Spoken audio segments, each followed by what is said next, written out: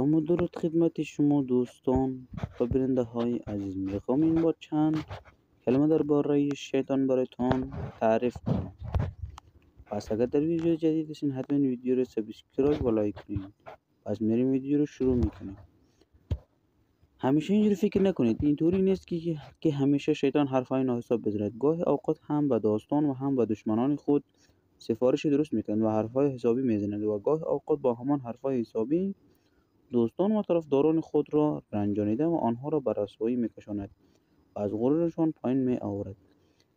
همینطور روزی فرعون میگه همان کسی که مدتها ادای خدایی کرد و مردم هم خدایی او را پذیرا گشودند و از پیروانش شدند، در حالی که خوشه انگور را به دست گرفته و آن را میخورد. شیطان به صورت مرد ناشناس داخلی مجلس شد و گوشه نشست.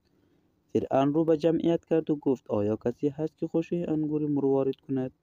شیطان گفت بله. خوشه انگور را گرفت و اسم از الله را برای آن خواند و مروارید شد و آن را به دست فرعون داد و فرعون همان را گرفت و نگاه کرد و از تعجب گفت عجب استاد ماهری زبردستی هستی، تو ابلیس نیستی؟ گفت چرا؟ گفت ای فرعون، از این عجیبتر آن که با این علم و کمال استادی و مهارتی که من دارم نه خدا و نه بندگان او مرا حتی به بندگی قبول ندارند، همیشه به من ناسزا میگویند، ولی همین مردم تو را با این ریختی بی‌وجدانی به خدایی گرفته و از تو پیروی مینماید. این حرف را که گفت و از میان جمعیت ناپدید شد. بلی اینجا آن ملعون حرف حق و حسابی را به ملعون ترین از خود گفت و به او فهمانید که کارش و روشش غلط است.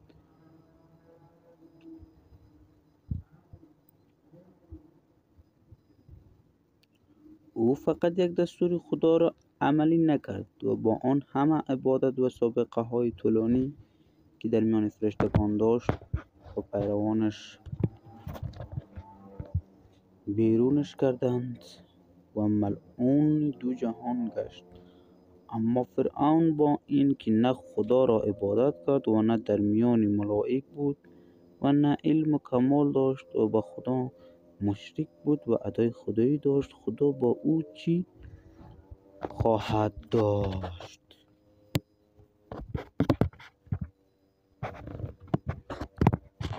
میگه یک روزی یک نفر مصری از قوم فرعون خوشه انگوری بسیار زیبایی را به فرعون داد و گفت میخواهی این خوشه انگور را با همین قیافه به شکل جواهرات و لوله بزرگ در آوری؟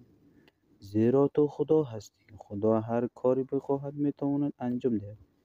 فرعون همان را گرفت و به او قول داد که انجام دهد.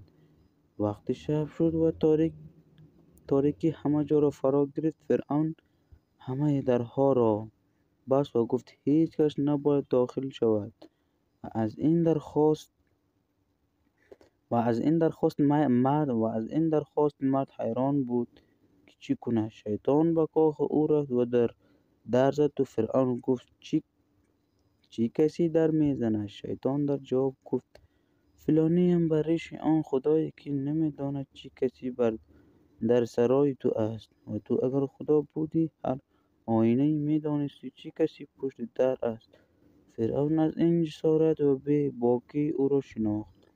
فرعون گفت ای ملعون داخل شو و او هم در جواب گفت ملعونی بر ملعون دیگری وارد می شود.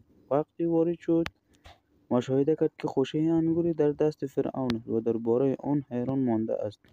گفت او را به من بده تا مشکل تو را حل کنم.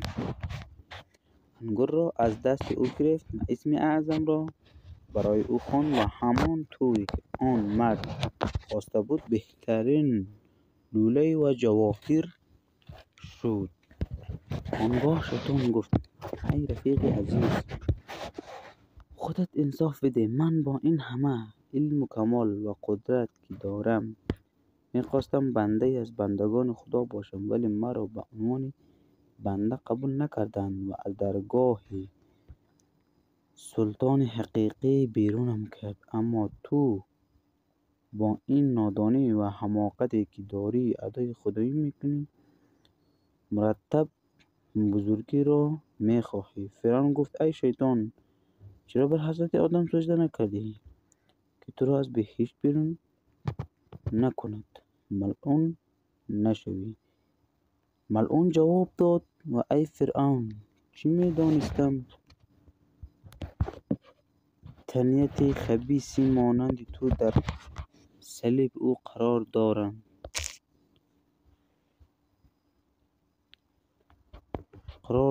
از این رو به او سجده نکردم.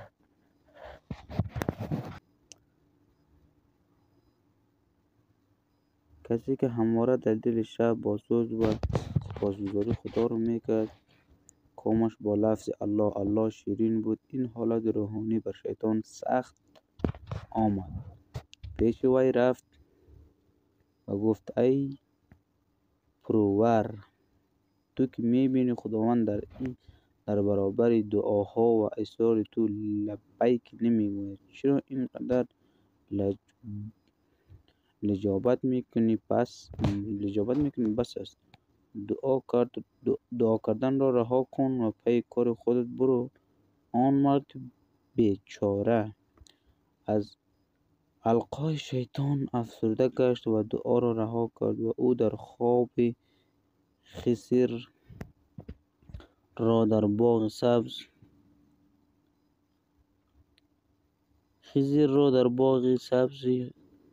خرم دید. خضر به او گفت چی شده؟ چرا درگیری الله الله نمیگویی؟ در جواب گفت من هرچه خدا را بیشتر میخوانم جوابم را نمیدهد. حضرت خضر گفت خداوند به من فرمود و تو بگوی، مگر باید جواب خدا را از دور و دیوار بشنوی؟ همین که الله الله میگویی جاذبه خدای تو را به سوی خدا میخواند. همین لبیک گفتن خدا به تو است. نیز گفت ای بنده خدا، خداوند متعال به فرعون جاه و جلال داد تا او دست به دعا بر ندارد و خداوند ناله‌های او را نشنود. و دوستان، تا همینجا بود بیننده های عزیز. تا ویدیوی بعد برای شما حتما یک ویدیوی دیگه میسازم و حتما منتظر ویدیوی بعدی ما باشید. و حتما همینطور داستان های جالب برای شما میسازم. اگر حتما این ویدیو رو میبینید بذارید و حتما سابسکرایب از یادتان نروه. وقتتون خوش. خداحافظ.